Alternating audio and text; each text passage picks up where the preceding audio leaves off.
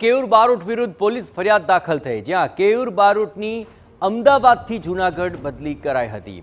Junagadh headquarter ખાતે ફરજ પર હાજર ન થયા કેયુર બારોટ અને હાજર થવાને બદલે પત્ની બીમાર હોવાનું ખોટું પ્રમાણપત્ર તેમણે રજૂ કર્યું હતું। અમદાવાદમાં દારૂની હેરફેર અને દાદાગીરીમાં કેયુર સામે આરોપો ઘડાયા છે।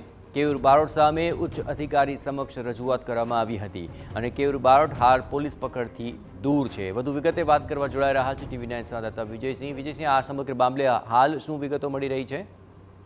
ચોક્કસથી જયેશ જણાવી દઉં તો જે રીતે આ જે પોલીસ કર્મી છે કેયુર બારોટ વિરુદ્ધમાં જે બી ડિવિઝન પોલીસ સ્ટેશનમાં ફરિયાદ દાખલ થઈ છે તે અમદાવાદથી જૂનાગઢ બદલી થયેલ હતી અને હેડક્વાર્ટરમાં પોતે ફરજ બજાવી રહ્યો હતો।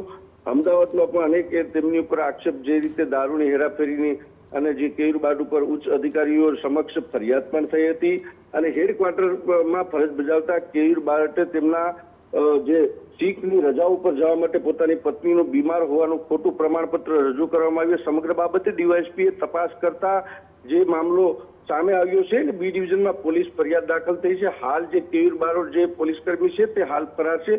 એ દિશામાં વધુ જૂનાગઢ બી ડિવિઝન પોલીસ તપાસ પણ કરી રહી છે। જી જયેશ, બિલકુલ આભાર વિજયસિંહ। તો આ સમગ્ર મામલાને લઈને જોવાનું રહેશે કે હવે તપાસ બાદ શું મામલો સામે બહાર આવે છે, જો કે અત્યારે કેયુર બારોટ પોલીસ પકડથી દૂર છે।